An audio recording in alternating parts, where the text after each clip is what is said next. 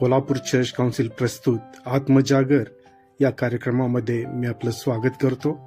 पहिल्यांदा ऐकूया एक सुंदरसं गीत.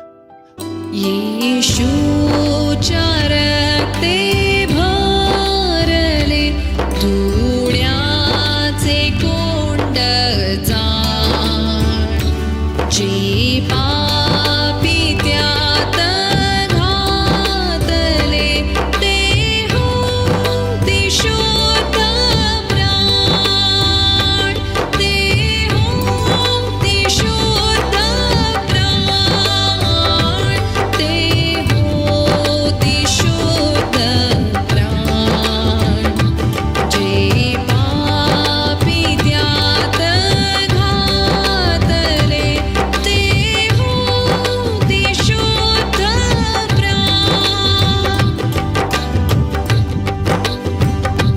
तो खांबी मरणारा चोर त्यामुळे हर्षला, येण्याची माझा दोष घोर पुसेल सगळा, पुसेल सगळा, पुसेल सगळा. येण्याची माझा दोष घोर पुसेल सगळा.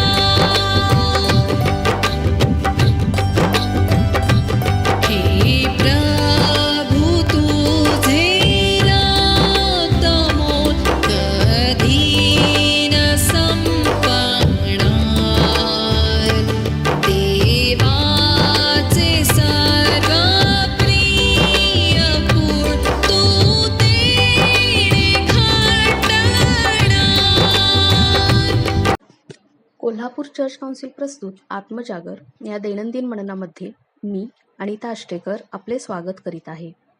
आजच्या मननाचा विषय आहे वियोग की एकांतवास. आजच्या मननासाठीचा शास्त्रभाग आहे मत्तय याचा 9वा अध्याय 9 ते 13 ही वचने.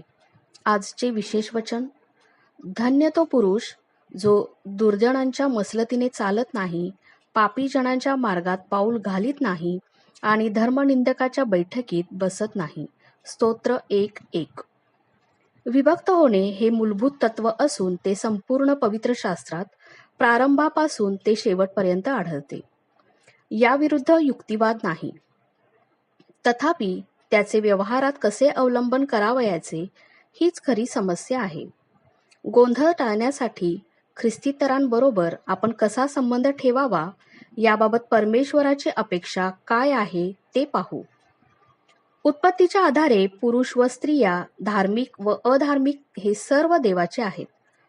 तो सर्वांवर समान प्रीती करतो आणि पक्षपाताशिवाय. तो सर्वांवर आपला सूर्य उगवतो व पाऊस पाडितो. देवाची संतती या नात्याने आपण सर्व मानवजात त्याच्या ठायी जगतो, वागतो व आहोत.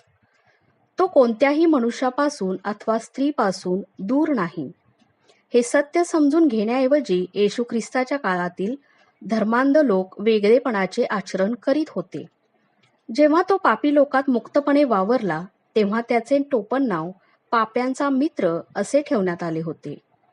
पापी लोकांबरोबर भोजन करण्यास आणि त्यांच्या समारंभात सहभागी होण्यास त्याला कोणतीच अडचण नव्हती. आपणही सामाजिक संबंध ठेवले पाहिजेत. खरी आध्यात्मिकता ही सामाजिकतेच्या विरुद्ध नसते. या जगाचे भ्रष्ट व दुष्ट मार्ग आपण शिकणार नाही याबाबत आपण फक्त दक्ष असले पाहिजे. विभक्तवाद्यांचे काही आवडते शास्त्रभाग असे आहेत: जगाची मैत्री ही देवाबरोबर वैर आहे. याचा संदर्भ घात, हेवा, भांडण, भोगविलास याच्याशी आहे. ह्यांच्यामधून निघा व वेगळे व्हा. मूर्तीपूजेचा स्पष्ट त्याग करण्यासाठी ही आज्ञा आहे. कुसंगतीने नीती बिघडते. पुनरुत्थान असामान्य करणारा भौतिकवाद व बुद्धिवाद यांच्या विरुद्ध ही धोक्याची सूचना आहे. नव्याने जन्मलेल्या तरुणांनी आई वडील विश्वासणारे नाहीत म्हणून त्यांचा तिरस्कार करू नये. अविश्वासणाऱ्या जोडीदाराबरोबरच्या वैवाहिक नात्यात कोणतीही मर्यादा असू नये. जोपर्यंत नैतिक तत्वाचे उल्लंघन होत नाही तोपर्यंत ख्रिस्ती लोकांनी आपल्या ख्रिस्तीतर सहकाऱ्यांना मनपूर्वक सहकार्य करावे. ख्रिस्तीतर अधिकाऱ्यांच्या आज्ञा मनापासून पाळल्या पाहिजेत. पण अविश्वासणाऱ्यांबरोबर धंद्यात भागीदारी करण्याअगोदर 2 वेळा विचार केला पाहिजे. तथापि आपणास अनेकदा असे वाटते की ख्रिस्तीतर लोक हे उद्योगात ख्रिस्ती लोकांपेक्षा अधिक हुशार असतात.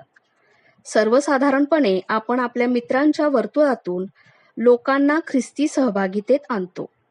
माणसे धरणारे माणसांचे मित्र असले पाहिजेत. पाप्यांचा नव्हे तर पापाचा तिरस्कार केला पाहिजे. आपण प्रार्थना करू. आकाश आणि पृथ्वी यांच्या उत्पन्न करणाऱ्या जिवंत आणि महान परमेश्वरा, भयास योग्य स्तुतीस पात्र अशा आमचे जिवंत प्रभू परमेश्वरा, आजच्या दिवसाबद्दल तुला धन्यवाद देते परमेश्वरा. आज जे वचन आमच्यापर्यंत तू देऊ केलंस परमेश्वरा, त्याच्याबद्दल तुला धन्यवाद देते. हो परमेश्वरा, आम्ही या जगाचे नाही आहोत परमेश्वरा.